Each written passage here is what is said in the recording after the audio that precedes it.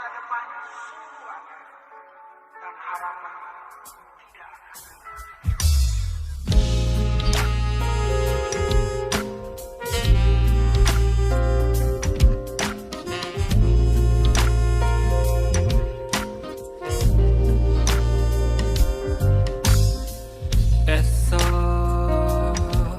Pagi akan tiba, kesukaan yang ceria. Esok pagi milikmu sobat yang selalu hidup di jalan yang benar. Kau hadapi sekarang tantangan dan kehidupan. Pilihlah kebenaran agar kau hidup. Harapan selalu ada bagi orang yang teguh, karena Tuhan mengasihi yang percaya.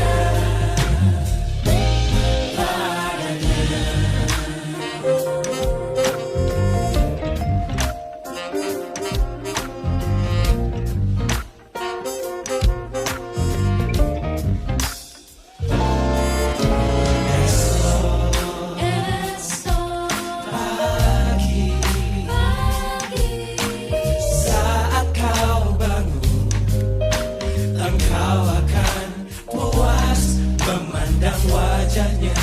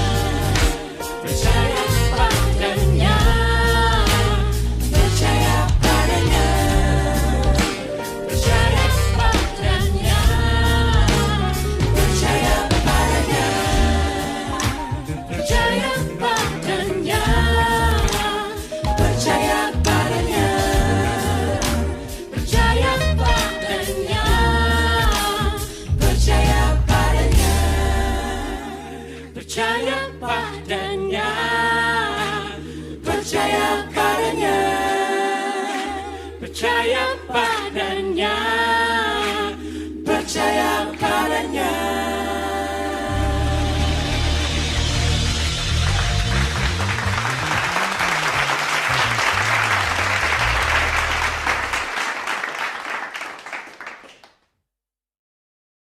Hai guys, happy Sunday semuanya. Apa kabarnya? Semoga semua dalam keadaan yang sehat, kuat, dan tentunya siap mendengarkan firman Tuhan. Nah, sebelum itu yuk kita sama-sama bersatu di dalam doa. Bapa dalam surga, Bapa yang baik, Bapa yang penuh kasih, penuh anugerah, kami datang kepadamu ya Tuhan dengan seluruh keberadaan diri kami.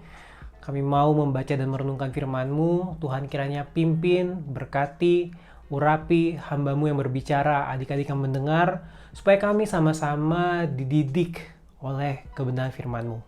Mampukan kami juga ya Bapa untuk dapat melakukan kebenaran firman-Mu dalam kehidupan kami sehari-hari. Terima kasih ya Bapa, terima kasih Tuhan Yesus, terima kasih ya Roh Kudus. Kami mau dan siap mendengar kebenaran firman-Mu di dalam nama Tuhan Yesus Kristus. Haleluya. Amin. Nah teman-teman, kita semua pasti setuju ya bahwa tidak ada hal yang paling melelahkan di dalam dunia ini selain berjalan tanpa tujuan. Dan gak cuma berjalan, apapun yang kita lakukan, kalau kita gak punya tujuannya pasti akan menjadi sangat melelahkan dan bahkan sangat menakutkan. Salah satu alasan kita suka main game ya karena di game tersebut kita punya tujuan. Ada level-level tertentu yang ingin kita capai, dan ketika kita bisa mencapainya, ada kepuasan tersendiri. Dan itu sebabnya, teman-teman, ketika kita suka bermain game, kita tuh sebenarnya mengejar tujuan tersebut, bukan hanya sekedar untuk mencari fun-nya aja. Sebagai contoh buat teman-teman yang lagi demen main Mobile Legends gitu ya, sekalipun sulit gitu ya untuk naikin rank, tapi kita pengen banget mencapai level mistik gitu. Nah, sama seperti kehidupan teman-teman. Bayangkan kalau kehidupan kita, apalagi kehidupan iman kekristenan kita, tidak memiliki tujuan. Tentu itu akan menjadi hal yang sangat melelahkan, menakutkan, dan kita bingung akhirnya kita mau kemana. Dan itu sebabnya dalam hati kita seringkali terngiang-ngiang pertanyaan, what's next? Apa yang harus aku lakukan selanjutnya? Beberapa di antara teman-teman sudah dibaptis. Dan tentu setelah dibaptis timbul pertanyaan ini. What's next, Kak? Apa yang harus kulakukan selanjutnya? Bukankah kalau saya sudah dibaptis artinya saya sudah menyatakan iman saya sebagai orang Kristen di hadapan gembala, majelis, orang tua bahwa saya tuh sudah dewasa dan saya sudah siap menjadi pengikut Kristus sejati. Lantas apa yang harus saya lakukan selanjutnya? Pertanyaan itu tentu nggak mudah untuk dijawab teman-teman. Dan kita semua bergumul dengan pertanyaan tersebut. Waktu Kak Joshua dibaptis, seumuran kalian, Kak Joshua juga bertanya-tanya, apa sih Tuhan tujuannya setelah saya dibaptis? Apa yang harus saya lakukan? What's next? Nah teman-teman, berita baiknya ketika kita melihat ke dalam firman Tuhan di Matius 28, kita menemukan hal yang sama, pergumulan yang sama, kegelisahan yang sama juga pernah dialami para murid Kristus.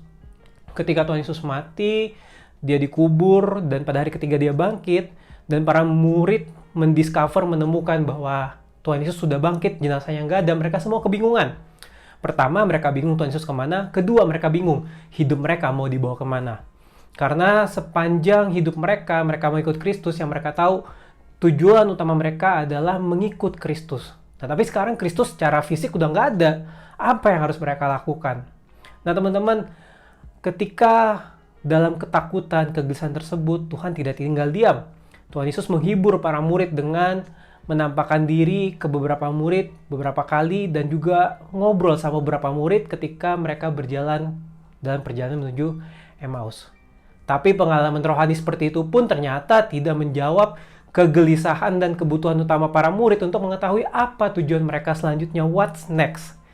Dan itu sebabnya teman-teman, di akhir perjumpaan Kristus dengan para murid di Galilea sebelum Tuhan Yesus terangkat ke sorga, Tuhan Yesus tahu apa yang harus ia sampaikan kepada murid Kristus pada waktu itu. Dan di dalam detik-detik terakhir tersebut, ketika Tuhan Yesus mau naik ke surga gitu teman-teman ya, Tuhan Yesus memberikan pesan terakhir bagi para murid. Dan kali ini pesannya bukan pesan yang dalam tanda kutip memanjakan para murid gitu ya, bukan pesan yang kayak bye-bye my friend gitu ya, bye-bye teman-temanku, murid-muridku, kalian baik-baik ya, tenang aja, aku pasti kembali. Enggak teman-teman. Menariknya ternyata pesan terakhir Tuhan Yesus justru sebuah perintah. Katakan sama-sama, perintah. Dan ternyata bagi para murid, perintah ini adalah sesuatu yang menghibur, bahkan menolong mereka untuk menjalani hidup mereka sehari-hari ke depannya. Dan perintah itu yang kita kenal sebagai amanat agung Tuhan Yesus. Yuk kita baca sama-sama ayatnya di Matius 28 ayat 18 sampai 20. Matius 28 ayat 18, Yesus mendekati mereka dan berkata, "Kepadaku telah diberikan segala kuasa di sorga dan di bumi. Karena itu pergilah, jadikanlah semua bangsa muridku, dan baptislah mereka dalam nama Bapa dan Anak dan Roh Kudus. Dan ajarlah mereka melakukan segala sesuatu yang telah kuperintahkan kepadamu. Dan ketahuilah, Aku menyertai kamu senantiasa sampai kepada akhir zaman." Nah teman-teman, dalam teks ini jika kita perhatikan di ayat 19 dan 20 ada 3 perintah yang Tuhan berikan kepada para murid. Yang pertama, pergilah. Yang kedua, baptislah. Dan ketiga, ajarlah. Nah, apa itu artinya, Kak? Yang pertama, pergilah artinya kita sebagai murid-murid Kristus, kita punya tanggung jawab untuk memberitakan firman Tuhan dimanapun kita berada. Kita menyampaikan Injil, kasih karunia, kasih Kristus pada orang-orang di sekitar kita. Dan ingat teman-teman, Injil itu pesan anugerah, bukan pesan memaksa orang masuk agama Kristen. Jadi ketika Tuhan Yesus menyatakan bahwa kita harus memberitakan Injil, kita bukan hanya untuk mengajak orang percaya kepada Kristus, tapi kita terlebih lagi memperkenalkan Kristus melalui tingkah laku kita, perilaku kita. Itu adalah cara penginjilan yang terbaik, teman-teman. So, yang pertama, pergilah artinya kita pergi dimanapun kita berada, apapun konteks tempat kita berada, di sekolah kah, di rumah kah, dimanapun kita berada, hendaknya hidup kita mencerminkan karakter Kristus yang membuat orang bisa mengenal Kristus lewat perbuatan kita. Yang kedua, baptislah. Nah, teman-teman sudah melewati fase ini tentunya, sudah dibaptis. Nah, tapi buat sekedar pengingat lagi, apa sih artinya dibaptis, Kak? Dibaptis artinya kita memproklamirkan, kita menyatakan iman kita di hadapan gembala, majelis, dan orang-orang percaya. Sama seperti waktu kita mencintai seseorang gitu ya teman-teman ya. Kalau kita cuma bilang cinta sama dia, ya sama dia mungkin dia tahu dia cinta kita gitu. Tapi dia butuh juga pengakuan dari orang di sekitarnya bahwa kita betul-betul mencintai dia. Itu sebabnya ketika dua orang mencintai, mereka akan menikah. Nah, prosesi pernikahan itu kurang lebih sama seperti waktu kita dibaptis. Kita menyatakan cinta kita kepada Kristus dengan cara kita dibaptis. Semua orang tahu akhirnya, oh Joshua ini atau si Ken, si Andrew ini ternyata benar-benar mengasihi Kristus. Makanya dia dibaptis. Itu bukti cintanya. Jadi pembaptisan itu bukan hanya untuk nunjukin cinta kita kepada Tuhan secara personal, tapi secara komunal. Supaya semua orang tahu bahwa kita tuh sudah dengan yakin percaya, kita sudah percaya kepada Kristus dan mengasihi Kristus. Itu arti baptisan. Yang ketiga teman-teman, ini yang akan kita banyak bahas, ajarlah. Ketika seorang selesai dibaptis, langkah selanjutnya adalah dia perlu diajar supaya dia kelak bisa mengajar, teman-teman. Dengan kata lain, kita masuk dalam ranah pemuridan. Dan ketiga perintah ini sebenarnya adalah satu kesatuan. Tidak bisa dipisahkan. Satu kesatuan dari pesan utama atau perintah utama Tuhan Yesus, yaitu jadikanlah semua bangsa muridku. Dan based on that definition, berdasarkan definisi tersebut, berarti bahkan sebelum kita dibaptis, sebelum kita percaya, sebenarnya kita sudah ada dalam ranah pemuridan. Bedanya ketika kita setelah dibaptis, kita masuk dalam ranah pemuridan yang lebih real, yang lebih terkonsep teman-teman. Sehingga kita bisa menjalani kehidupan iman kita dengan lebih baik. Nah, apa sih, sekarang pertanyaannya, apa sih artinya pemuridan? Definisi sederhananya dari pemuridan adalah menolong orang untuk percaya dan mengikut Yesus. Simpel ya teman-teman, sekali lagi. Pemuridan artinya adalah menolong orang untuk percaya dan mengikut Yesus. Sekilas mungkin pernyataan ini simpel gitu. Oke, pemuridan itu artinya menolong orang percaya kepada Kristus dan mengikut Kristus. That's it, selesai. Tapi teman-teman, kalau kita jabarkan kembali, apa sih artinya membawa orang percaya dan apa artinya membawa orang mengikut Kristus? Yang pertama teman-teman, membuat orang percaya kepada Kristus bukan hanya buat orang tuh percaya bahwa Tuhan Yesus adalah satu-satunya Tuhan dan Juru Selamat dalam hidupnya. Seringkali terjadi kesalahpahaman di sini teman-teman. Kita cuma fokus untuk nginjilin orang. Oke, kita injilin dia sampai dia percaya Tuhan Yesus Tuhan dan Juru Selamat, selesai, kita tinggal. Jadi penginjilan tuh kayak jualan jadinya teman-teman. Bukan sebuah jalan hidup ya, tapi jualan gitu. Jadi kayak, lu mau nggak nih? Gue punya barang dan tanda kutip yang namanya Kristus. Dia bisa buat lo selamat. Wah, gue mau gitu. Terus udah setelah kita jual Kristus, tanda kutip gitu ya, dia percaya kepada Kristus, kita tinggal gitu. Selesai, that's it. Enggak teman-teman. Bukan itu. Ketika kita ngajak orang percaya, bukan hanya supaya mereka tahu Kristus bisa menyelamatkan mereka, tapi terlebih lagi percaya bahwa seluruh pengajaran Alkitab memanggil kita untuk bersandar pada kasih karunia Kristus, janji-janji Kristus, dan kuasa Allah. Jadi teman-teman percaya bukan hanya supaya mereka masuk agama Kristen dalam tanda kutip, tapi mereka percaya dengan sungguh-sungguh kepada iman yang mereka pegang. Mereka tahu apa yang mereka percaya. Yang kedua teman-teman, mengikut berarti mencakup semua pengajaran Alkitab yang menghendaki kita menanggapi Allah dalam ketaatan, kesetiaan, dan menjauhi dosa. Dan ini mungkin part yang agak lebih sulit untuk kita lakukan. Karena bukan hal yang mudah untuk mengikut Kristus. Percaya Kristus itu gratis, mengikut Kristus itu bayar harga teman-teman. Dengan ketaatan, kesetiaan, dan menjauhi dosa. Tapi ini berita baiknya teman-teman.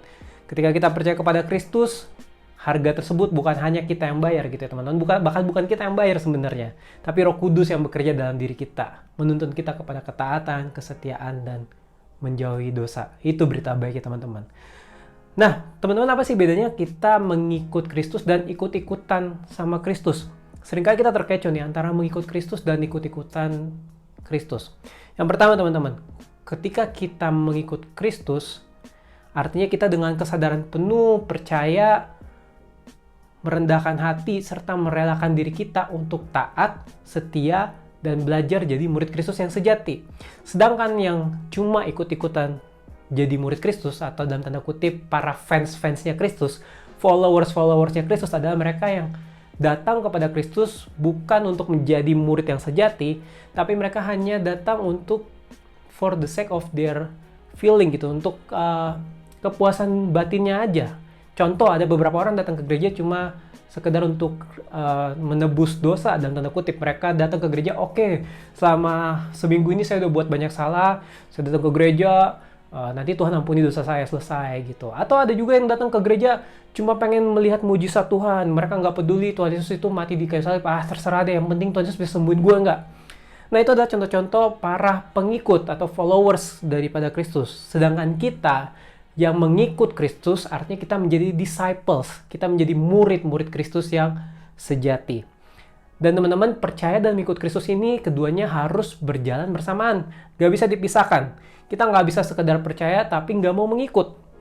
Ketika kita cuma mau percaya dan kita nggak mau mengikut, kita hanya menjadi orang Kristen saja.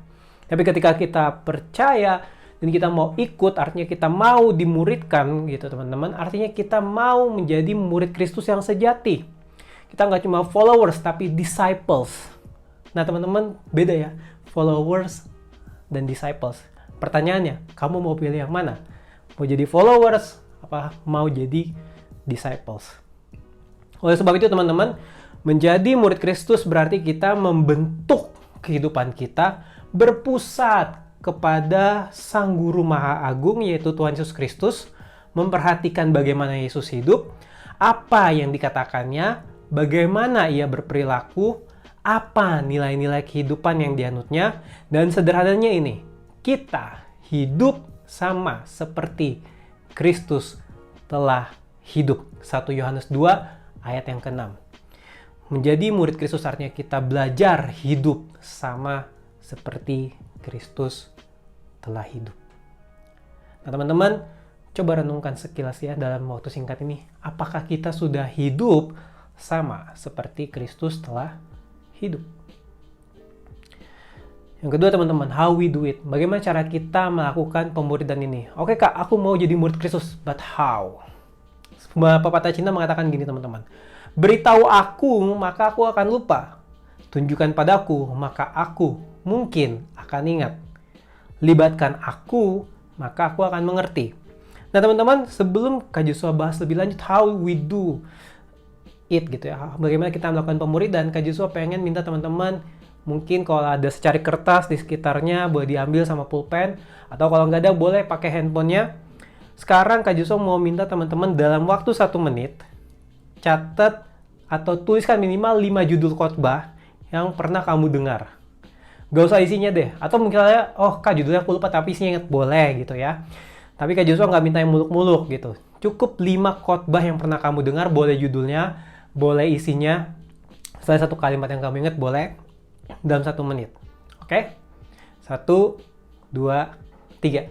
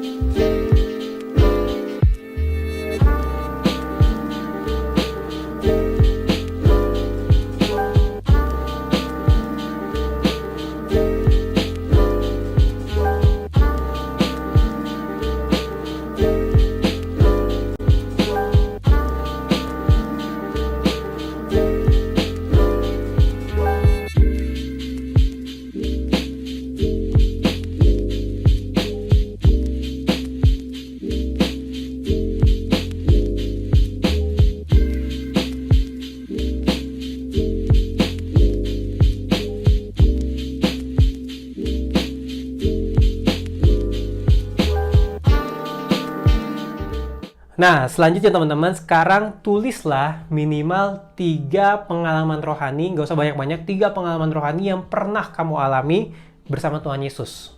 Waktunya juga sama, 1 menit ya. Kak Joshua mulai dari 1, 2, 3.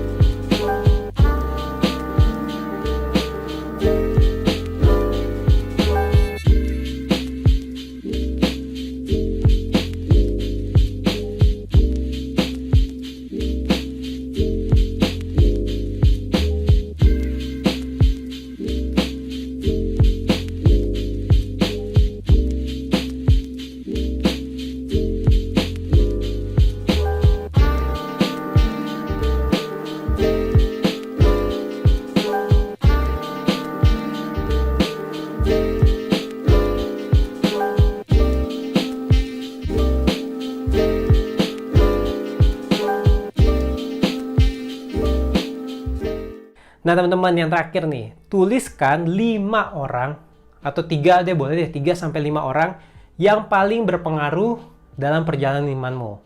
Misalnya guru kah, atau kakak pembina rohani kah, atau siapapun. Nggak boleh orang tua ya, karena orang tua pasti menjadi orang yang paling penting dalam perjalanan rohanimu. Tapi ini orang di luar keluargamu gitu ya. Bahkan boleh di luar komunitas gereja, misalnya teman sekolah kamu yang berpengaruh bagi perjalanan imanmu. Tapi waktu ini hanya 30 detik aja. Oke? 1, 2, 3.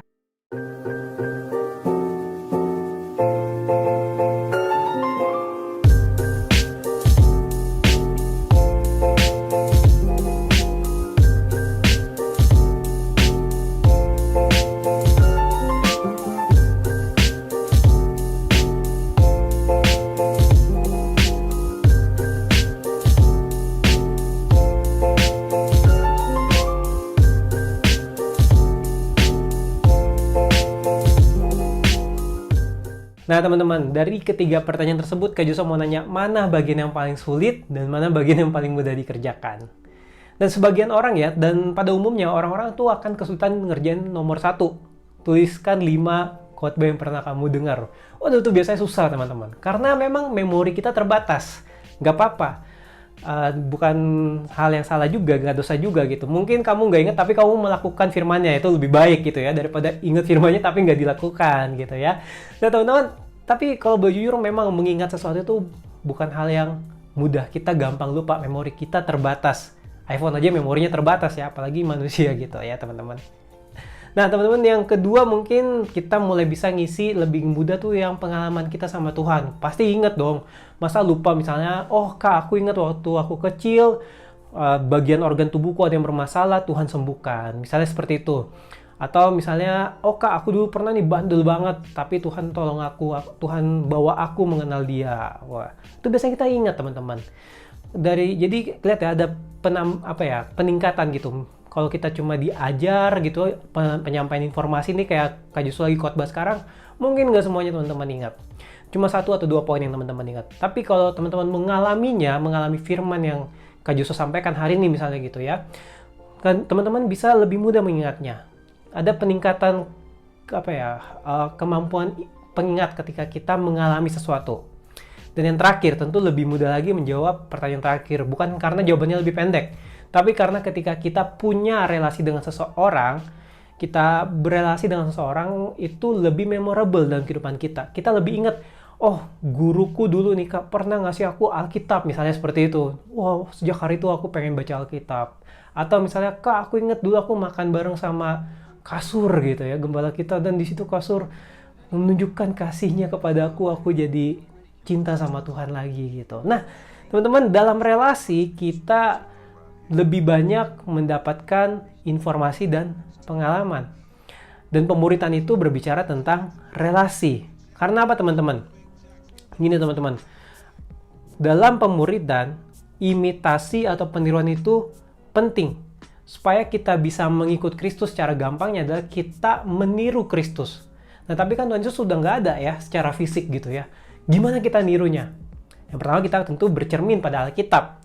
Kita baca bagaimana Tuhan Yesus hidup waktu dia hidup di kitab-kitab Injil, bahkan juga di kitab-kitab Perjanjian Lama kita bisa menemukan bayang-bayang Kristus gitu ya. Tuhan itu seperti apa sih? Nilai-nilai yang Tuhan pegang itu apa sih? Kita bisa temukan di Alkitab. Tapi itu tentu nggak cukup. Karena waktu kita baca Alkitab cuma ada transfer informasi. Kalaupun Roh Kudus tolong ya beberapa poin dari firman doang yang bisa kita lakukan. Tapi yang bisa menolong kita lebih baik lagi untuk mengenal Kristus adalah dengan berelasi dengan mentor kita, dengan pembimbing rohani kita, pemimpin rohani kita. Nah teman-teman, rajin ke gereja tiap minggu dengerin khotbah selama 45 menit sampai 1 jam bukan berarti kita telah dimuridkan. Dallas Willard, seorang filsuf Kristen, mengatakan gini, "We can be Christians forever and never becomes disciples." Kita bisa jadi orang Kristen selamanya, tapi kita nggak pernah jadi murid. Untuk bisa menjadi murid Kristus, kita butuh mentor untuk membimbing kita mengikut Kristus. Ini yang Paulus lakukan kepada Timotius. Kalau teman-teman baca surat Timotius, kita bisa baca, kita bisa lihat bagaimana Paulus men-treat gitu ya, memperlakukan Timotius itu seperti anak rohaninya. Bahkan Paulus bilang gini, ikutilah teladanku dalam mengikut Kristus. Itu yang dinamakan pemuritan teman-teman. Jadi teman-teman, kita nggak cukup hanya jadi orang Kristen, kita perlu jadi murid Kristus. Dan ini takeaways buat kita semua pada hari ini. Ada 3 poin yang bisa Kak Joshua berikan. Yang pertama, pemuridan adalah langkah selanjutnya dari baptisan. Kalau teman-teman sudah dibaptis atau yang belum dibaptis, ini spoiler. Setelah dibaptis, kita harus masuk dalam pemuridan, discipleship. Langkah selanjutnya dari baptisan adalah memuridkan dan dimuridkan. Nah teman-teman, nanti kalau teman-teman sudah dimuridkan, maka yang harus teman-teman lakukan adalah memuridkan orang lain. Entahkah itu teman-teman kamu di sekolah atau guru gitu ya, guru yang belum percaya Tuhan tapi kamu muridkan juga bisa, karena discipleship bukan tentang umur tapi tentang kualitas kita bergaul sama Tuhan, pengenalan kita akan Tuhan. Jadi kita bisa memuridkan siapa saja teman-teman, dan itu tugas dan tanggung jawab kita sebagai orang percaya. Next level dari baptisan adalah pemuridan. Terus how we do it? Yang kedua, pemuridan hanya dapat terjadi dalam relasi.